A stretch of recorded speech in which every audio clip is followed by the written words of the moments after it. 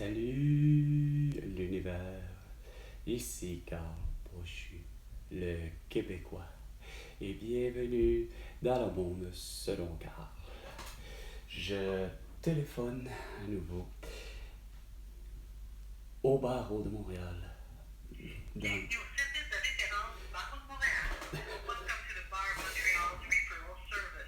En espérant avoir un avocat qui sera en mesure de pouvoir prendre rendez-vous là. Hein? Qu'est-ce que c'est? Comment dire ça?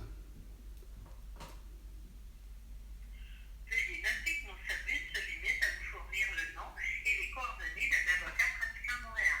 Ouais, Nous ne donnons pas d'avis non, ou de je conseils comprends. juridiques. Vous bénéficierez d'un tarif différentiel de 60 plus taxes pour la première heure de consultation avec la 60 de l'heure, puis que ces gens-là n'ont pas réussi, les avocats et les avocates, à convaincre un juge que, comme de quoi que François Legault, Isabelle Brèche, Tétédo et Sophie Grégoire ont séquestré 30 jours le vendredi 13 mars 2020, Nous ne donnons qu'une pas seule référence. confinés. Contactez-nous de nouveau. Ouais, ok. Vous pensez être admissible à l'aide juridique? Ben oui aussi. Leur site internet Mais ça a l'air que j'ai plus le droit. Complètement ridicule. Pour connaître les coordonnées du bureau d'aide juridique de votre secteur, appelez au 514-864-2111.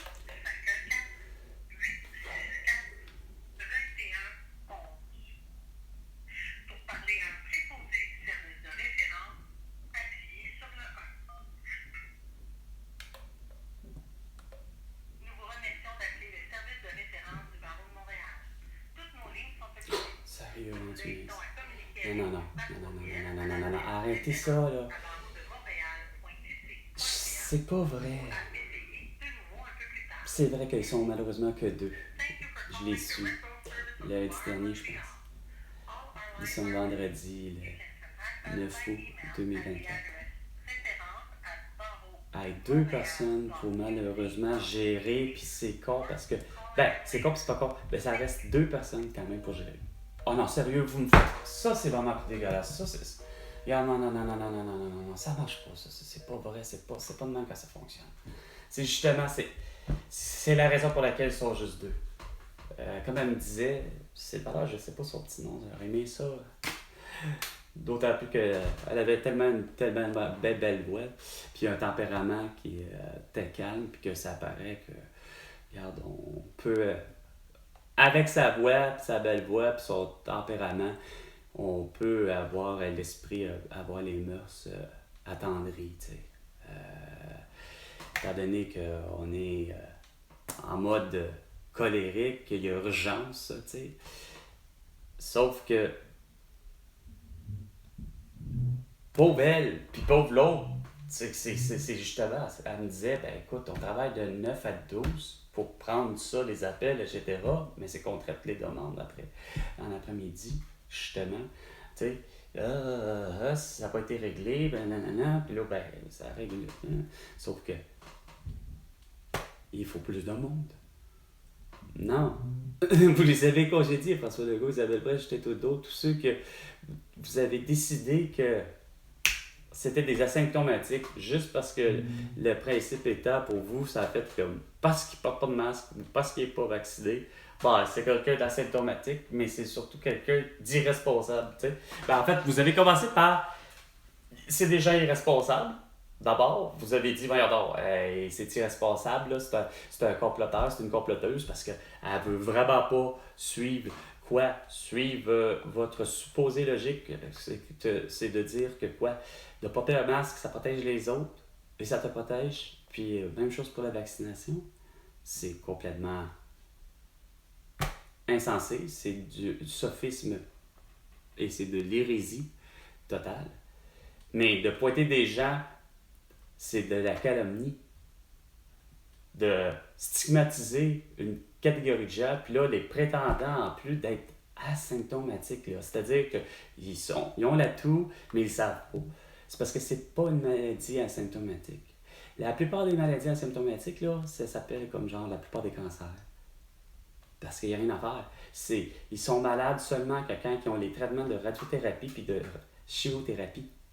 C'est là où ils sont le plus malades puis qui ont tous les symptômes dégueulasses. Ça vomit leur trip au complet. Mais de mon grand-père, de mes grands-pères, que mon grand-père avait finalement, à l'âge de ses 80 ans, on est fini par lui diagnostiquer un cancer du rectum. Pas de la prostate, du rectum. Tu sais, Carl Tremblay, il n'a pas souffert avant. George Turton n'a pas souffert avant. Joanne Fontaine n'a pas souffert avant d'avoir le cancer du sein, etc. Tout le monde. Et puis même quand il l'a, comme mon père, le cancer, pour ce qui est des poumons, parce qu'il était dû au tabagisme, il s'est rendu quand même à la phase 4, donc la plus finale des phases. On lui donnait 3 semaines à vivre, mais il n'a jamais souffert. Il n'y a pas de symptômes, ça ne fait même pas de fièvre, ça ne fait rien, ça ne crée aucune douleur. La plupart des putains de sacrements de cancer. Que ce soit Paul Sédar que j'ai connu avec Edith McCormick. Edith McCormick avait le cancer du sein, elle n'a jamais souffert. Paul Sédar avait le cancer des os. OK? Une grosse masse spray cancéreuse dans le bas de la colonne, dans les vertèbres. Il n'avait pas souffert. Il n'y a pas de souffrance. Ça, c'est des maladies asymptomatiques. Parce qu'on ne le sait pas. Parkinson, cholestérol. S'il y en a une, la maladie que, semble-t-il, on ne sait pas trop, fait juste boucher finalement les artères, mais ça procure aucun symptôme, aucune souffrance, aucune douleur. Ça l'est. Mais que vous aviez par peur, et c'est correct que vous ayez peur. Moi, j'ai pas de problème, c'est un sentiment qui est tout à fait normal et légitime.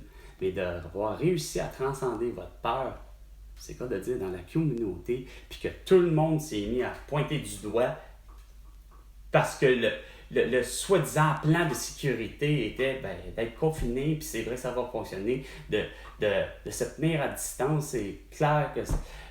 Ça, pour le vrai, ouais, OK, les gestes barrières, c'est quoi de dire? Tu fais pas exprès finalement, à continuellement embrasser tout le monde puis à serrer la main à tout le monde. Ça, je peux comprendre.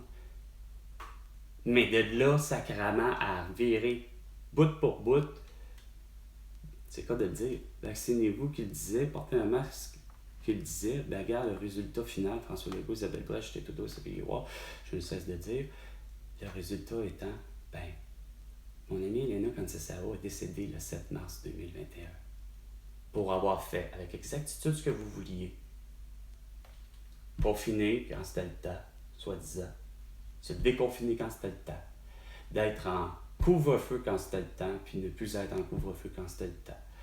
Porter un masque quand vous lui avez dit, puis que quand vous lui avez dit que finalement, c'était plus vraiment utile. On constate qu'il n'y a pas tant de monde que ça qui meurt de la toux, fait que vous pouvez retirer votre masque, ne pas être obligé de le porter. Puis pour ce qui est de la campagne de peur, la propagande pour la vaccination massive, Elena avait pris son libre arbitre, son libre choix, tout le long. Et la même chose pour ce qui est de la vaccination. Elle décide de se faire vacciner. Puis elle le fait sous le principe de « c'est mon choix ». Et c'est pas un devoir de citoyen de le faire. Elle le fait pour son propre choix personnel.